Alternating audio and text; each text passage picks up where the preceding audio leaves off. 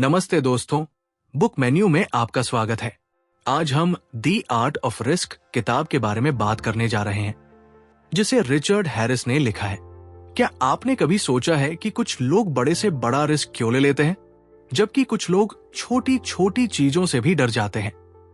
आखिर ऐसा क्यों होता है कि कुछ लोग अपनी जिंदगी में बड़े डिसीजंस बिना किसी हेजिटेशन के ले लेते हैं, जबकि कुछ लोग हर कदम उठाने से पहले 1000 बार सोचते हैं? क्या रिस्क टेकिंग कोई इनबिल्ट टैलेंट है जो सिर्फ कुछ खास लोगों को मिलता है, या फिर इसे सीखा जा सकता है? रिस्क यानी जोखिम हमारी जिंदगी का एक ऐसा हिस्सा है जिसे हम चाहे या न चाहे हमें फेस करना ही पड़ता है।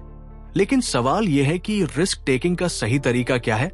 क्या यह सिर्फ लक किस्मत पर डिपेंड करता है, या इसके पीछे कोई साइंटिफिक लॉजिक है? अगर हम इस आर्ट को सीख ले तो क्या हम भी अपनी जिंदगी के सबसे बड़े डिसीजंस बिना डर के ले सकते हैं? आज हम बात करने वाले हैं एक ऐसी किताब की जो रिस्क टेकिंग के पीछे की साइंस को रिवील करती है। दी आर्ट ऑफ रिस्क ये सिर्फ एक किताब नहीं, बल्कि एक माइंड सेट है जो हमें सिखाती है कि कैसे हम फियर को कंट्रोल करके कैलकुलेटेड रिस्क ले सकते हैं और अपनी लाइफ में एक्स्ट्राऑर्डिनरी सक्सेस हासिल कर सकते हैं। रिस्क टेकिंग सिर्फ डेयरडेविल्स या एडवेंचर सीकर्स के लिए नहीं है। ये एक ऐसी स्किल है जिसे हर कोई डेवलप कर सकता है, चाहे आप बिजनेस में हो, करियर में ग्रोथ चाहते हो, या पर्सनल लाइफ में बोल्ड डिसीजंस लेना चाहते हो। रिस्क लेना जरूरी है, लेकिन सही रिस्क लेना और बेवजह का रिस्क लेना, दोनों में बहुत बड़ा फर्क होता है। इस किताब में बताया गया है कि हमारे दिमाग में ऐसा कौन सा सिस्टम होता है जो ये डिसाइड करता है कि हम किसी रिस्क को एक्सेप्ट करेंगे या उससे डरकर पीछे हट जाएंगे। क्या कोई ऐसा तरीका है जिससे हम अपने माइंड को ट्रेन कर सकते हैं ताकि हम सही समय पर सही रिस्क लें? क्या हमारे पास्ट एक्सपीरियंसेस, हमारी सोचने का तरीका और हमारी पर्सनालिटी इस पर असर डालती है कि हम रिस्क लेने वाले इंसान बनेंगे या नहीं? किताब की सबसे बड़ी सीख यह है कि फियर यानी डर हमेशा रिस्क टेकिंग के रास्ते में सबसे बड़ी बाधा होती है। लेकिन सच्चाई यह है कि सक्सेसफुल रिस्क टेकर्स वो नहीं होते जो बिल्कुल भी नहीं डरते, बल्कि वो होते हैं जो अपने डर को मैनेज करना सीख लेते हैं। यानी रिस्क टेकिंग का मतलब ये नहीं कि आप बेधड़क और बिना सोचे समझे कोई भी कदम उठा ले। इसका मतलब यह है कि आप अपने डर को समझे, अपने गोल्स को क्लियर करें और फिर एक स्मार्ट स्ट्रेटेजी बनाकर उस रिस्क को हैंडल करें। इसीलिए अगर आप भी अपनी जिंदगी में एक बोल्ड और कॉन्फिडेंट इंसान बनना चाहते हैं, अगर आप भी उन लोगों में शामिल होना चाहते हैं जो बिना किसी डर के अपने सबसे बड़े ड्रीम्स को फॉलो करते हैं, तो ये वीडियो आपके लिए है। इस वीडियो में हम दी आर्ट ऑफ रिस्क की सबसे पावरफुल स्ट्रेटेजीज को डिकोड करेंगे, जो आपको ये सिखाएंगे कि कैसे आप अपने अंदर रिस्क टेकिंग का सही बैलेंस डेवलप कर सकते हैं और अपनी जिंदगी में फियर को कंट्रोल करके सफलता हासिल कर सकते हैं। तो चलिए बिना कोई समय गवाए इस रोमांचक सफर की शुरुआत करते हैं और सीखते हैं रिस्क लेने की असली कला। Chapter one your brain on risk. क्या आपने कभी सोचा है कि कुछ लोग किसी ऊंची चट्टान से कूदने, तेज रफ्तार में बाइक चलाने या अपने बिजनेस में करोड़ों का निवेश करने से जरा भी नहीं डरते, जबकि कुछ लोग छोटी छोटी चीजों में भी रिस्क लेने से कतराते हैं? आखिर ऐसा क्यों होता है? क्या ये सिर्फ हमारी पर्सनालिटी पर निर्भर करता है, या इसके पीछे कुछ साइंटिफिक लॉजिक छुपा है? इस चैप्टर में एक बहुत ही चौंकाने वाली बात बताई गई है। रिस्क टेकिंग सिर्फ लक या बोल्डनेस पर निर्भर नहीं करता, बल्कि ये एक डीपली वायर्ड बायोलॉजिकल प्रोसेसर है जो हमारे ब्रेन के अंदर चलता रहता है। जब भी हम किसी रिस्क की सिचुएशन में होते हैं, हमारा दिमाग एक तेज कैलकुलेशन करने लगता है। क्या ये रिस्क लेना सेफ होगा? क्या इसके रिजल्ट्स पॉजिटिव होंगे? क्या हम फेल्यूर हैंडल कर पाएंगे? और फिर हमारी बॉडी उस कैलकुलेशन के हिसाब से रिएक्ट करती है। लेकिन मजेदार बात यह है कि हर किसी का दिमाग रिस्क को एक ही तरीके से प्रोसेसर नहीं करता। कुछ लोग नेचुरली ज्यादा रिस्क टेकिंग होते हैं और कुछ लोग ज्यादा कॉशियस। लेकिन ऐसा क्यों? इसकी जड़ें हमारे दिमाग में छुपी हुई है। जब भी हम किसी रिस्क से सामना करते हैं, हमारा ब्रेन 3 बड़े सिस्टम्स के आधार पर फैसला लेता है। आमिगडाला, प्रेफ्रंटल कॉर्टेक्स और डोपामिन सिस्टम। आमिगडाला हमारे डर और सर्वाइवल इंस्टिंक्ट को कंट्रोल करता है। जब भी हमें कोई बड़ा रिस्क दिखता है, ये हमारे अंदर अलर्ट सिग्नल भेजता है, रुक जाओ, ये खतरनाक हो सकता है। इसलिए जब कोई ऊंचाई पर खड़ा होता है और नीचे देखता है, या कोई नया बिजनेस शुरू करने से पहले फेल्यूर का डर महसूस करता है, तो इसके पीछे अमेगडाला ही काम कर रहा होता है। लेकिन कहानी यही खत्म नहीं होती। हमारे दिमाग का प्रेफ्रंटल कॉर्टेक्स उस रिस्क को लॉजिकली एनालाइज करता है। ये हमारे पास्ट एक्सपीरियंस, हमारे गोल्स और उस रिस्क से मिलने वाले पॉसिबल रिवार्ड्स को कंपेयर करता है। अगर प्रेफ्रंटल कॉर्टेक्स को लगता है कि रिस्क लेना सही रहेगा, तो ये के डर को शांत करने की कोशिश करता है। अब आता है सबसे interesting part, dopamine system. Dopamine, जिसे हम फील गुड केमिकल भी कहते हैं, हमारे दिमाग का वो हिस्सा है जो हमें थ्रिल और एक्साइटमेंट का एहसास कराता है। जब हम कोई रिस्क लेते हैं और उसमें सक्सेसफुल होते हैं, तो हमारा डोपामिन सिस्टम हमें एक स्ट्रांग रिवॉर्ड सिग्नल भेजता है। यस, ये मजेदार था, दोबारा ट्राई करो। यही कारण है कि कुछ लोग रिस्क लेने से घबराते नहीं, बल्कि बार बार उसका थ्रिल महसूस करना चाहते हैं।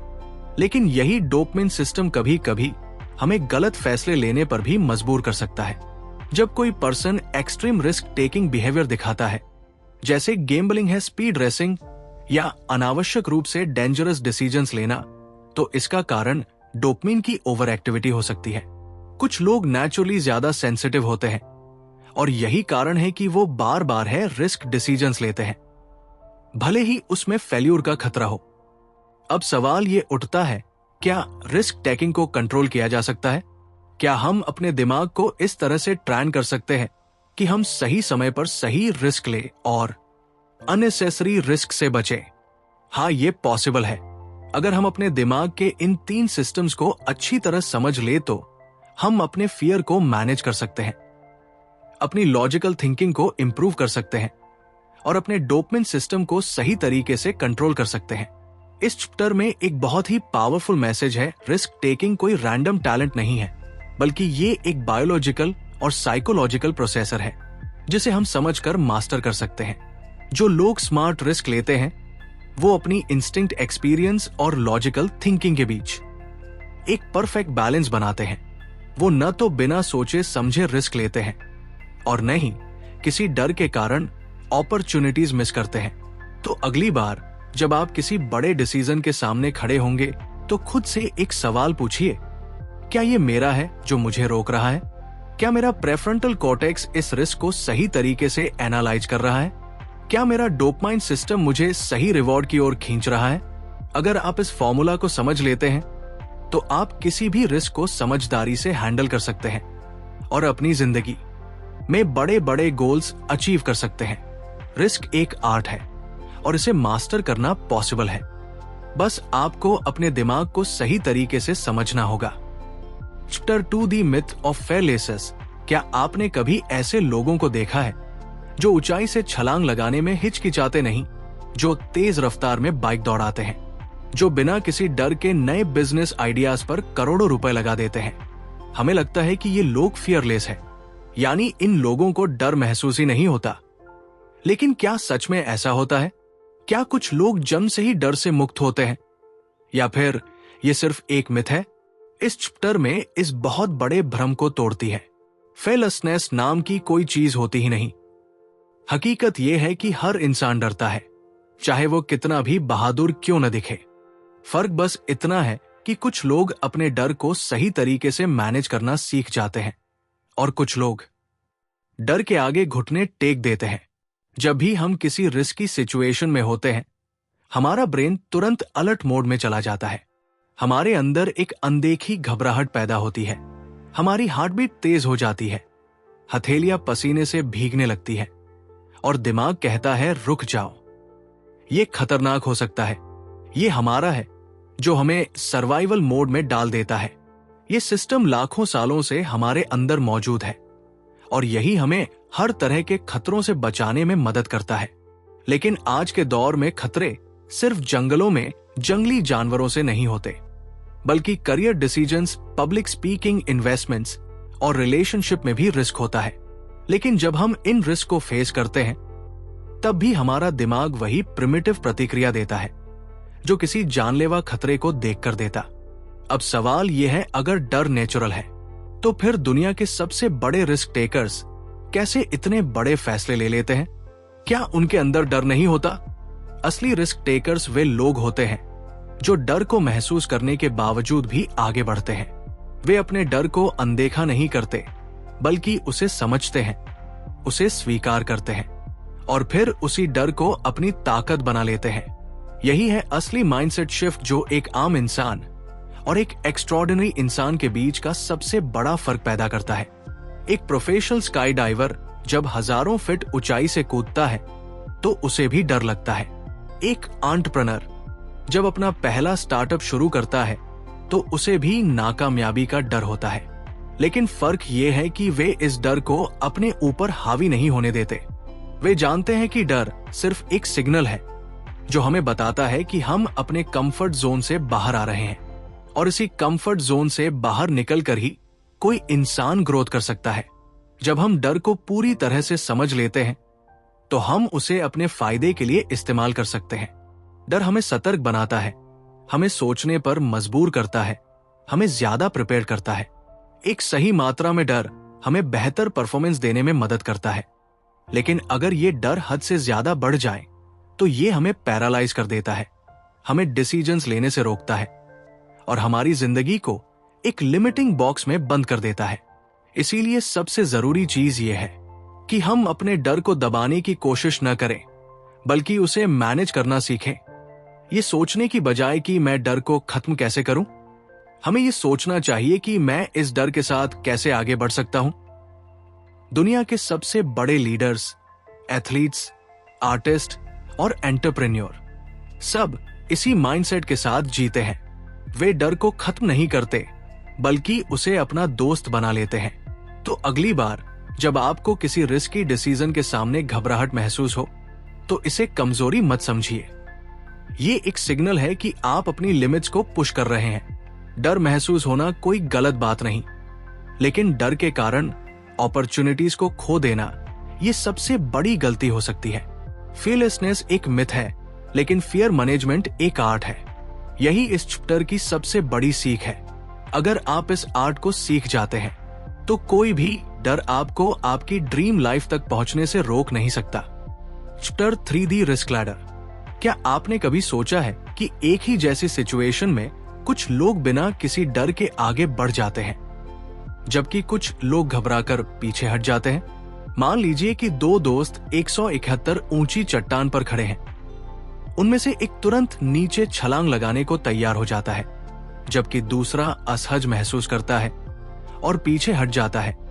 या फिर दो एंटरप्रेन्योर को एक नया बिजनेस शुरू करने का मौका मिलता है। एक बिना हिचकिचाहट इन्वेस्ट करने को तैयार हो जाता है, जबकि दूसरा रिस्क के बारे में सोच कर परेशान हो जाता है। आखिर ऐसा क्यों होता है? हर इंसान का रिस्क टेकिंग लेवल अलग अलग होता है। ये कोई फिक्स चीज नहीं है, बल्कि ये एक सीढ़ी लैडर की तरह काम करता है। यानी जब भी हम कोई रिस्क लेते हैं और उसमें सक्सेसफुल होते हैं तो हमारा दिमाग अगले बड़े रिस्क के लिए तैयार हो जाता है। लेकिन जब हम बार बार रिस्क से बचते हैं तो हमारा कॉन्फिडेंस कम होने लगता है और धीरे धीरे हम छोटे छोटे फैसलों में भी डर महसूस करने लगते हैं। सोचिए कि एक बच्चा पहली बार साइकिल चलाने की कोशिश कर रहा है। पहले वो डगमगाता है, गिरता है, लेकिन धीरे धीरे बैलेंस बनाना सीखता है।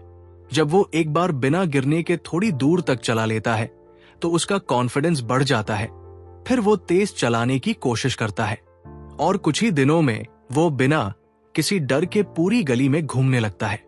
यही रिस्क लैडर है। छोटे छोटे रिस्क लेकर हम बड़े रिस्क के लिए तैयार होते जाते हैं। लेकिन अगर वो बच्चा शुरू में ही गिरने के डर से साइकिल चलाना छोड़ दे तो वो कभी सीख ही नहीं पाएगा।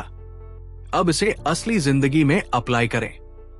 मान लीजिए कि आपको पब्लिक स्पीकिंग का डर है। अगर आप सोचते हैं कि आप एक दिन सीधे हजारों लोगों के सामने बिना घबराए बोल पाएंगे तो ये असंभव लगेगा। लेकिन अगर आप छोटे स्टेप्स ले, पहले दोस्तों के सामने बोले, फिर छोटे ग्रुप में, फिर किसी मीटिंग में, तो धीरे धीरे आपका कॉन्फिडेंस बढ़ेगा और आप अपने फियर को ओवरकम कर लेंगे। दुनिया के सबसे बड़े रिस्क टेकर्स ने भी इसी सीढ़ी को चढ़कर ऊंचाई हासिल की है। कोई भी इंसान एक ही दिन में एक्सट्रीम रिस्क टेकर नहीं बनता। हर बड़ा डिसीजन, हर बड़ा एडवेंचर, हर बड़ी सफलता छोटे छोटे रिस्क से शुरू होती है। यही कारण है कि कुछ लोग हैं रिस्क सिचुएशंस को भी बड़ी आसानी से हैंडल कर लेते हैं, क्योंकि उन्होंने अपनी रिस्क टेकिंग क्षमता को धीरे धीरे डेवलप किया है। इस चैप्टर की सबसे बड़ी सीख ये है कि अगर आप अपनी जिंदगी में रिस्क लेने से डरते हैं तो आपको एकदम से कोई बड़ा रिस्क लेने की जरूरत नहीं है। आपको बस अपनी रिस्क लैडर पर एक स्टेप ऊपर पर चढ़ने की जरूरत है। छोटे छोटे चैलेंजेस को एक्सेप्ट कीजिए, अपनी कंफर्ट जोन से बाहर आइए और धीरे धीरे अपने डर को पीछे छोड़ दीजिए, क्योंकि अगर आप हमेशा सेफ जोन में रहेंगे तो आपकी जिंदगी कभी नहीं बदलेगी। लेकिन अगर आप अपनी रिस्क टेकिंग क्षमता को धीरे धीरे बिल्ड करेंगे तो आप वो हासिल कर सकते हैं जो आज आपको असंभव लगता है। रिस्क एक सीढ़ी की तरह है, छोटे कदम आपको ऊंचाई तक ले जा सकते हैं। सवाल यह है कि क्या आप इस सीढ़ी पर पहला कदम रखने के लिए तैयार हैं? Chapter 4 training for risk. क्या रिस्क लेना एक टैलेंट है जो कुछ लोगों को जन्म से मिलता है, या फिर ये एक स्किल है जिसे सीखा और डेवलप किया जा सकता है? ये सवाल बहुत जरूरी है, क्योंकि जब भी हम किसी रिस्क टेकर को देखते हैं, चाहे वो कोई है स्टेक्स एंटरप्रेन्योर हो, कोई एक्सट्रीम एथलीट हो, या कोई सोल्जर जो युद्ध में जाता है, हमें लगता है कि उनके अंदर कोई सुपर पावर है जो उन्हें बिना डर के बड़े फैसले लेने की क्षमता देती है। लेकिन सच्चाई कुछ और ही है। रिस्क टेकिंग कोई जादू नहीं है, बल्कि ये एक स्किल है जिसे आप सही ट्रेनिंग के जरिए सीख सकते हैं। जब हम रिस्क लेने की बात करते हैं तो ये सिर्फ लक या नेचुरल बोल्डनेस पर निर्भर नहीं करता, बल्कि ये इस बात पर निर्भर करता है कि हमने खुद को उस सिचुएशन के लिए कितना तैयार किया है। यानी रिस्क लेना कोई कॉइन टॉस नहीं है, बल्कि ये एक कैलकुलेटेड प्रोसेसर है जिसे आप अपने दिमाग और शरीर को ट्रेन करके इंप्रूव कर सकते हैं। अब सोचिए, जब कोई फायर फाइटर जलते हुए घर में जाता है तो क्या वो बिना सोचे समझे अंदर कूद जाता है? नहीं, वो जानता है कि आग कैसी फैलती है। उसे पता होता है कि कहाँ जाना है और किस तरह से खतरे को कम करना है। उसने ट्रेनिंग ली होती है, बार बार ड्रिल्स की होती है, जिससे उसका दिमाग सही समय पर सही डिसीजन लेने के लिए तैयार हो जाता है। यही ट्रेनिंग फॉर रिस्क है, अपने दिमाग और शरीर को इस तरह तैयार करना कि जब कोई है स्टेक सिचुएशन आए तो आप बिना घबराए सही फैसला ले सके। अगर आप किसी नए बिजनेस में इन्वेस्ट करना चाहते हैं तो क्या आप बिना रिसर्च की 1 करोड़ रुपए लगा देंगे? बिल्कुल नहीं। पहले आप मार्केट को स्टडी करेंगे, डेटा एनालाइज करेंगे, एक्सपर्ट से बात करेंगे और फिर एक कैलकुलेटेड रिस्क लेंगे। यही रिस्क टेकिंग का असली फॉर्मूला है। सही तैयारी, सही नॉलेज और सही एग्जीक्यूशन रिस्क टेकिंग को इंप्रूव करने के लिए सबसे जरूरी चीज है एक्सपोजर। यानी अगर आप किसी चीज से डरते हैं तो आपको बार बार खुद को उस सिचुएशन में डालना होगा ताकि आपका दिमाग उस चीज को नॉर्मल मानने लगे।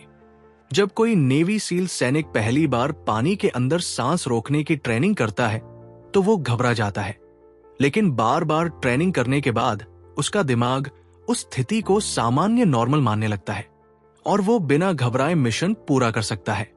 यही कॉन्सेप्ट हर तरह के रिस्क टेकिंग पर लागू होता है। रिस्क टेकिंग को इंप्रूव करने के लिए दूसरी जरूरी चीज है सिमुलेशन। यानी आप असली रिस्क लेने से पहले उसकी प्रैक्टिस कर सकते हैं। पायलट हजारों फीट की ऊंचाई पर प्लेन उड़ाने से पहले फ्लाइट सिमुलेटर में प्रैक्टिस करते हैं। डॉक्टर सर्जरी करने से पहले वर्चुअल रियलिटी ट्रेनिंग लेते हैं और एथलीट्स बार बार अपनी परफॉर्मेंस को टेस्ट करते हैं। जब आपका दिमाग पहले से ही एक सिचुएशन को कई बार एक्सपीरियंस कर चुका होता है तो असली रिस्क लेने का डर बहुत कम हो जाता है। अब सवाल यह है कि क्या कोई भी इंसान खुद को एक स्मार्ट रिस्क टेकर बना सकता है? कैट सुकिल कहती है, हाँ बिल्कुल। अगर आप खुद को सही ट्रेनिंग और सही एक्सपोजर देते हैं तो आप अपने कंफर्ट जोन से बाहर आ सकते हैं और बेहतर डिसीजंस ले सकते हैं। हर बड़ा रिस्क टेकर पहले छोटे छोटे स्टेप्स लेकर खुद को तैयार करता है और यही सबसे बड़ा सीक्रेट है। इस चैप्टर की सबसे बड़ी सीख यह है कि रिस्क टेकिंग कोई मैजिक पावर नहीं बल्कि एक सीखी जाने वाली स्किल है। अगर आप सही ट्रेनिंग लेते हैं, सही माइंडसेट डेवलप करते हैं नॉइस और धीरे धीरे खुद को एक्सपोजर देते हैं, तो आप भी उन लोगों में शामिल हो सकते हैं जो बड़े से बड़ा रिस्क स्मार्ट तरीके से लेते हैं और अपनी जिंदगी में बड़ी सफलता हासिल करते हैं। तो अब सवाल यह है, क्या आप खुद को अगले रिस्क के लिए ट्रेन करने के लिए तैयार हैं? Chapter 5 the power of intuition. क्या आपको कभी ऐसा महसूस हुआ है कि कोई बड़ा फैसला लेने से पहले आपके अंदर से एक आवाज आई हो, यही सही है, यही करो, या फिर कोई सिचुएशन देखकर आपको अचानक एहसास हुआ हो कि यहां कुछ गलत है, मुझे इससे दूर रहना चाहिए? ये जो अंदर से आने वाली आवाज होती है, जिसे हम अक्सर सिक्स्थ सेंस या गुड फीलिंग कहते हैं, इसे ही इंट्यूइशन कहते हैं। और क्या आप जानते हैं कि दुनिया के सबसे बड़े रिस्क टेकर्स अपने डिसीजंस लेने में इसी इंट्यूइशन पर सबसे ज्यादा भरोसा करते हैं? इंट्यूइशन कोई जादू या रहस्य नहीं है, बल्कि ये हमारे दिमाग का एक बेहद शक्तिशाली डिसीजन मेकिंग टूल है जिसे हम अक्सर नजरअंदाज कर देते हैं। इंट्यूइशन हमें वो चीजें महसूस करने की शक्ति देता है जो हमारे कॉन्शियस माइंड के लिए तुरंत समझ पाना मुश्किल होता है। जब कोई अनुभवी डॉक्टर बिना किसी टेस्ट के ही मरीज की बीमारी का अंदाजा लगा लेता है, जब कोई इन्वेस्टर बिना ज्यादा डेटा देखे किसी बड़ी कंपनी में इन्वेस्ट कर देता है, या जब कोई सोल्जर किसी अनजान खतरे को पहले ही भांप लेता है, तो ये सब इंट्यूइशन की ताकत है। अब सवाल ये उठता है कि ये इंट्यूइशन काम कैसे करता है? जब हम कोई भी नया एक्सपीरियंस लेते हैं, तो हमारा दिमाग उस एक्सपीरियंस को अपने अंदर स्टोर कर लेता है। ये स्टोर की गई जानकारियां और पैटर्न्स हमारे अनकॉन्शियस माइंड में जमा होती रहती है। जब हम किसी रिस्क की सिचुएशन में होते हैं, तो हमारा दिमाग तेजी से इन पास्ट एक्सपीरियंसेस को स्कैन करता है और बिना किसी लॉजिकल एनालिसिस के हमें एक सिग्नल भेजता है, ये सही है या ये गलत है।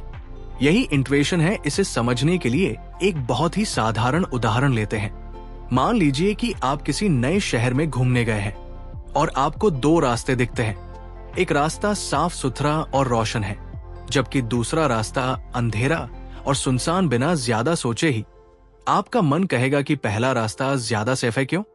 क्योंकि आपके दिमाग ने आपके पास्ट एक्सपीरियंसेस और बचपन से सुनी गई कहानियों को मिलाकर एक पैटर्न बना लिया है कि सुनसान और अंधेरे रास्ते खतरनाक हो सकते हैं। यही इंट्यूइशन है। रिस्क टेकिंग के मामले में भी यही होता है। जब कोई प्रोफेशनल पोकर प्लेयर बिना ओपोनेंट के कार्ड्स देखे ही अंदाजा लगा लेता है कि सामने वाले के पास अच्छा हाथ है या नहीं। जब कोई स्टॉक मार्केट ट्रेडर किसी कंपनी के शेयर के बढ़ने या गिरने का सही अनुमान लगा लेता है, या जब कोई एथलीट बिना सोचे समझे सही डिसीजन ले लेता है, तो ये सब उनके सालों के अनुभव से आने वाले इंट्यूइशन के कारण होता है। यानी जितना ज्यादा आप किसी चीज में एक्सपीरियंस लेंगे, उतनी ही तेज आपकी इंट्यूइशन बनेगी। लेकिन एक दिलचस्प बात यह है कि इंट्यूइशन हमेशा सही नहीं होती। कभी कभी हमारा दिमाग पास्ट एक्सपीरियंसेस की वजह से गलत पैटर्न्स बना लेता है और हम गलत फैसले भी ले सकते हैं। इसलिए गाइड सुकेल बताती है कि इंट्यूइशन को शार्पन करने के लिए दो चीजें जरूरी है। पहला, ज्यादा से ज्यादा एक्सपीरियंस लेना, और दूसरा, अपनी इंट्यूइशन को डेटा और लॉजिक से क्रॉस चेक करना। इसका मतलब यह है कि आपको ब्लाइंडली सिर्फ इंट्यूइशन पर भरोसा नहीं करना चाहिए, बल्कि उसे लॉजिकल थिंकिंग के साथ बैलेंस करना चाहिए। रिस्क टेकिंग में इंट्यूइशन का सबसे बड़ा फायदा यह होता है कि यह हमें तेज डिसीजंस लेने में मदद करता है। जब हमारे पास ज्यादा सोचने का समय नहीं होता, जब हमें तुरंत कोई एक्शन लेना होता है, तब हमारा कॉन्शियस माइंड इतनी तेजी से प्रोसेसर नहीं कर सकता, लेकिन हमारा इंट्यूइटिव माइंड पहले से ही तैयार होता है। यही कारण है कि एक्सपीरियंस्ड लोग ज्यादा तेज और सही फैसले ले पाते हैं, क्योंकि उनकी इंट्यूइशन पहले से शार्प होती है। इस चैप्टर की सबसे बड़ी सीख यह है कि इंट्यूइशन एक सुपर पावर की तरह काम कर सकती है, लेकिन इसे डेवलप करने की जरूरत होती है। जितना ज्यादा आप खुद को न्यू एक्सपीरियंसेस में डालेंगे, जितना ज्यादा आप अपने पास्ट मिस्टेक से सीखेंगे, उतनी ही बेहतर आपकी इंट्यूइटिव पावर बनेगी। और जब आपकी इंट्यूइशन स्ट्रांग हो जाएगी, तब आप किसी भी रिस्की सिचुएशन में तेज और सही डिसीजंस ले पाएंगे। तो सवाल यह है, क्या आप अपनी इंट्यूशन की पावर को अनलॉक करने के लिए तैयार हैं? Chapter 6 the risk taking personality. क्या कभी आपने सोचा है कि कुछ लोग किसी भी सिचुएशन में रिस्क लेने के लिए तैयार रहते हैं, जबकि कुछ लोग जरा सा भी रिस्क लेने से बचते हैं? कुछ लोग ऊंचाई से छलांग लगाने, तेज रफ्तार में बाइक चलाने या नए बिजनेस में करोड़ों लगाने से नहीं घबराते, जबकि कुछ लोग छोटी छोटी चीजों में भी 1000 बार सोचते हैं। आखिर ऐसा क्यों होता है? क्या रिस्क टेकिंग एक आदत है, एक सीखी जाने वाली स्किल है, या फिर यह पर्सनालिटी का हिस्सा है? रिस्क टेकिंग कोई एक जैसा बिहेवियर नहीं है, बल्कि ये हमारी पर्सनालिटी का हिस्सा होता है। यानी हर इंसान में रिस्क लेने की क्षमता अलग अलग होती है, और ये बहुत हद तक इस बात पर निर्भर करता है कि हमारा दिमाग किस तरह से बना है।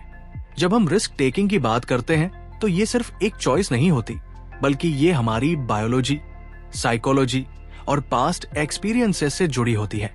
कुछ लोगों के दिमाग में डोपामिन सिस्टम बहुत एक्टिव होता है, जो उन्हें थ्रिल और एक्साइटमेंट की तरफ खींचता है।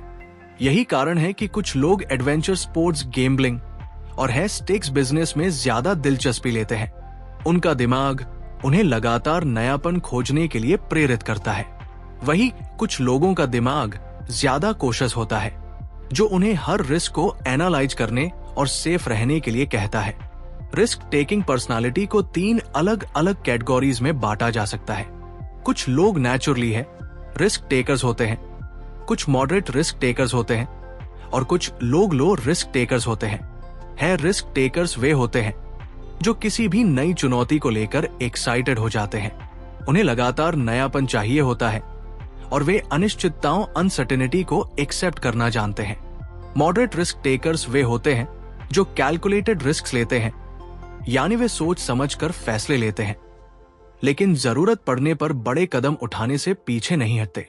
लो रिस्क टेकर्स वे होते हैं जो स्टेबिलिटी को प्राथमिकता देते हैं, हर स्थिति में सेफ रहना चाहते हैं और अनिश्चितताओं से बचते हैं। अब सवाल ये उठता है कि क्या रिस्क टेकिंग पर्सनालिटी को बदला जा सकता है? कहती है कि हाँ, ये संभव है। रिस्क टेकिंग कोई फिक्स ट्रेड नहीं है, बल्कि ये हमारी हैबिट्स, एनवायरनमेंट और एक्सपीरियंसेस से प्रभावित होती है। अगर कोई लो रिस्क टेकर है तो वो धीरे धीरे अपनी रिस्क टेकिंग क्षमता को बढ़ा सकता है। जब हम खुद को छोटी छोटी रिस्की सिचुएशंस में डालते हैं और उन्हें सफलतापूर्वक हैंडल करते हैं, तो हमारा दिमाग रिस्क टेकिंग को नॉर्मल मानने लगता है। इसी तरह है रिस्क टेकर्स को यह सीखने की जरूरत होती है कि वे कब और कितना रिस्क ले ताकि वे अननेसेसरी लॉस से बच सके। रिस्क टेकिंग पर्सनालिटी को समझने का सबसे बड़ा फायदा यह है कि आप अपनी स्ट्रेंथ और वीकनेस को पहचान सकते हैं। अगर आप नेचुरली रिस्क अवार्ड्स हैं, तो आप अपनी कंफर्ट जोन से बाहर निकलकर खुद को चैलेंजेस में डाल सकते हैं, और अगर आप बहुत ज्यादा रिस्क टेकिंग है तो आप खुद को कंट्रोल करके ज्यादा कैलकुलेटेड और थॉटफुल डिसीजंस ले सकते हैं। इस चैप्टर की सबसे बड़ी सीख यह है कि रिस्क टेकिंग पर्सनालिटी कोई स्थायी चीज नहीं है। अगर आप चाहें तो आप अपने माइंड सेट को बदल सकते हैं, अपने कंफर्ट जोन को एक्सपैंड कर सकते हैं और अपने डिसीजंस को बैलेंस कर सकते हैं। असली सक्सेस उन्हीं लोगों को मिलती है जो अपने नेचर को समझकर खुद को इंप्रूव करने की कोशिश करते हैं। तो सवाल यह है, क्या आप अपनी रिस्क टेकिंग क्षमता को समझने और बेहतर बनाने के लिए तैयार हैं? कंक्लूजन, रिस्क एक ऐसा शब्द जो कुछ लोगों के लिए एक्साइटमेंट लाता है और कुछ के लिए डर। लेकिन रिस्क टेकिंग कोई रैंडम एक्ट नहीं, बल्कि एक सीखी जाने वाली स्किल है। ये हमारे दिमाग की हार्ड वायरिंग, हमारे एक्सपीरियंसेस और हमारी पर्सनालिटी से जुड़ा हुआ है। इस किताब में हमने जाना कि कैसे हमारा ब्रेन रिस्क को प्रोसेसर करता है, कैसे फियर को मैनेज किया जा सकता है और कैसे छोटी छोटी कैलकुलेटेड रिस्क्स हमें बड़ी सक्सेस तक ले जा सकती है। दी आर्ट ऑफ रिस्क हमें यह सिखाती है कि कोई भी इंसान एक स्मार्ट रिस्क टेकर बन सकता है, अगर वो सही माइंडसेट और सही ट्रेनिंग अपनाए। दुनिया के सबसे बड़े एंटरप्रेन्योर, एथलीट्स और लीडर्स ने अपनी इंट्यूशन को शार्पन किया, अपनी रिस्क टेकिंग स्किल्स को डेवलप किया और अपने कंफर्ट जोन से बाहर निकलकर बड़े डिसीजंस लिए। उन्होंने न सिर्फ अपने डर पर काबू पाया, बल्कि रिस्क को एक अपॉर्चुनिटी की तरह देखा। इस किताब की सबसे बड़ी सीख यही है कि रिस्क टेकिंग कोई कॉइन टॉस नहीं है, ये एक आर्ट है। इसे आप जितना ज्यादा समझेंगे और प्रैक्टिस करेंगे, उतना ही ज्यादा आप अपनी जिंदगी में बोल्ड और मीनिंगफुल डिसीजंस ले पाएंगे। चाहे आप करियर में आगे बढ़ना चाहते हो, कोई नया बिजनेस शुरू करना चाहते हो, या अपनी जिंदगी के किसी भी क्षेत्र में बड़ा कदम उठाना चाहते हो, रिस्क से भागने के बजाय उसे समझना और अपनाना जरूरी है। अगर आपको ये किताब पसंद आई और इससे आपको कुछ नया सीखने को मिला तो इसे अपनी जिंदगी में अप्लाई करने की कोशिश जरूर करें। रिस्क टेकिंग ही वो ब्रिज है जो आपको एक ऑर्डिनरी लाइफ से एक्स्ट्राऑर्डिनरी सक्सेस तक ले जाता है। तो अगली बार जब आपके सामने कोई बड़ा डिसीजन आए तो खुद से पूछे, क्या ये रिस्क लेने लायक है? और अगर हाँ तो मैं इसे स्मार्ट तरीके से कैसे ले सकता हूं? अगर आपको ये वीडियो पसंद आया तो इसे लाइक और शेयर करना ना भूलें। बुक मीडिया चैनल को सब्सक्राइब करें और बेल आइकॉन दबाएं ताकि आपको इसी तरह की और भी पावरफुल बुक समरीज मिलती रहे। आप हमें कमेंट्स में बताइए कि ये किताब आपको कैसी लगी और कौन सी अगली किताब की समरी आप देखना चाहते हैं। तो दोस्तों, आज का हमारा किताब का सारांश यही था। आपको कैसा लगा? कृपया कमेंट करके बताएं और अंत तक सुनने के लिए धन्यवाद।